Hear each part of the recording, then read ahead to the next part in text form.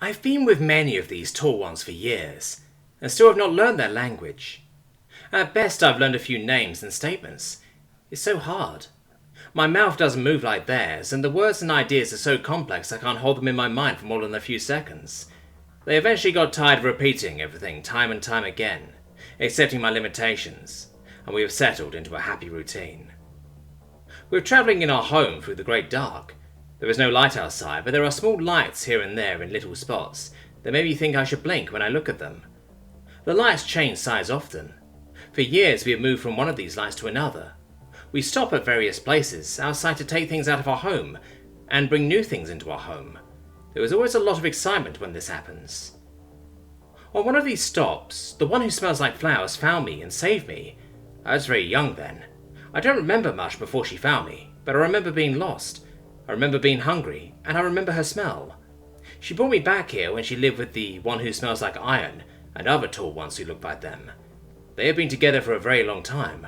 I know this because their scents are intermingled into everything in their rooms. The one who smells like flowers is kind. She knows I can't understand her very well and talks to me gently.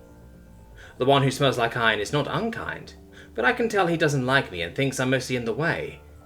If it wasn't that the one who smells like flower liked me, I don't think he would let me stay here. That's okay. I only like him because he belongs to the one who smells like flowers as well. I wouldn't say I liked the one who smells new at first. She was tiny and simply appeared one day. She was very loud and not very helpful. She took much time from the one who smells like flowers, and for a time I was forgotten. But at some point, the one who smells new found me, and, because she was not very helpful, had a lot of time to play with me. We became friends. She has talked to me for years, and I've spoken to her. I think she understands me as well as I understand her, which is not at all, but it's been a thrill getting to know her.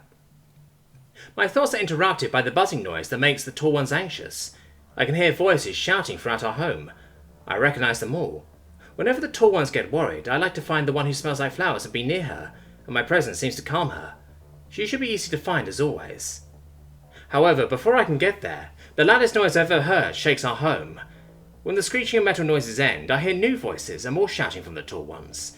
There is screaming and sounds of pain. I step in my search for the one who smells like flowers. There are new smells everywhere. As I move through the halls of our home, some of these new scents smell like burnt sand, others smell like metal and sparks, others like... Some smell like the tall ones where they injured themselves. I focus on the one who smells like flowers and race to find her. As I round the corner at a run, I see one of the new smells standing over the one who smells like flowers. He has a large metal stick raised and is laughing at her. She looks so frightened. Without breaking my stride, I launch myself at the new smell. I know the one who smells like flowers says I should not bite, but for some reason I don't care, and bite this one who smells like burnt sand harder than I have ever bitten anything in my life. There is a crunching, one of those new screams I'd heard earlier. The new smell topples over with my momentum. We wrestle on the floor like I used to with the one who smells like iron, but I know this game is more serious. I hang on, grinding my teeth, and saving the crunch every time I pinch harder. The one who smells like burnt sand would scream more, but the one who smells like flowers is up beside us with his stick, and screaming, pushes it through him. He twitches a few times and is still. I let him go and look up at the one who smells like flowers. She is injured, but seems okay. She bends down to touch me, but freezes. She looks frightened again, and I can hear the thumping in her chest get faster. This must be serious. I look around and listen for more new smells, but can't find any around us. She stops me, and places her hands on either side of my face. She looks me in the eyes and says only, "Sadie, find Sarah." The one who smells new. I'd forgotten about her in my haste to find the one who smells like flowers. The one who smells new wanders all over our home. Her scent is everywhere. I race back towards where we all sleep. I hear the one who smells new scream in another part of our home, and as I'm running, the sound appears to be coming from where she goes with the other small tall ones every day. I push myself even faster, running past tall ones and other new smells as I race towards the one who smells new. I round the corner and see some tall ones lying on the floor. They aren't moving. Two new smells are herding the small tall ones into a corner. I announce myself as I launch towards the smaller of the new smells. He spins towards me, which lines up his neck with my attack. My bite finds his neck, and my momentum carries me past him.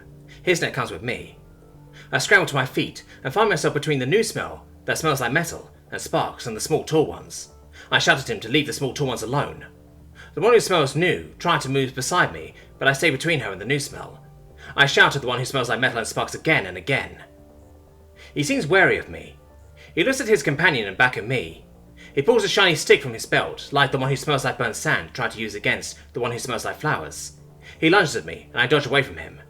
He's large, but much slower than the tall ones I usually play with. He lunges again, swinging his stick, and it misses, but I don't. My teeth latch onto his arm, and I shake my body with all the fury I can muster. He swings me around into a wall.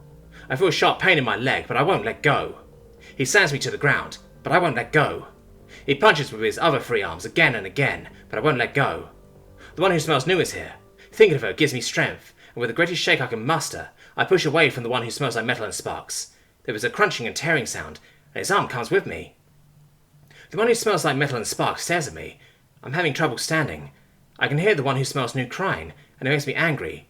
I shout again and again. Then there is a loud noise that makes me flinch. The one who smells like metal and sparks turns slowly and falls. As he does, I see the one who smells like iron standing behind him with some other tall ones. The one who smells new rushes over to him and then pulls him towards me. Somehow I'm lying down. I don't remember lying down. The one who smells new is crying more now. I don't know why or how to help her. I kiss her hand. The one who smells like iron seems upset. His face is flat and his eyes are as hard as steel. I'm afraid I've done something wrong. He drops to his knees beside me and a single drop of water runs from his eye. I've never seen him do this before. The one who smells new does this when she is sad. Is the one who smells like iron sad? I want to kiss his hand as well and let him know I'm sorry if I didn't help enough, but I can't lift my head, and the things I see and smell are getting farther away. I wish I could see the one who smells like flowers again. The one who smells new and I are watching tall ones on her small device. She enjoys this. I still can't understand anything the tall ones are saying. I wonder if I ever will, but I still enjoy being beside her. The one who smells like flowers calls out, and I hear her say something I recognise. Dinner. The one who smells new jumps up and races towards the other room. I'm still slower than her. Ever since the new smells were here, part of my body doesn't work the way they used to, particularly my back leg. It's encased in something hard that tastes awful. I hobble after the one who smells new and enter the room just as the one who smells like iron and several other tall ones enter from the hall. They stop when they see me.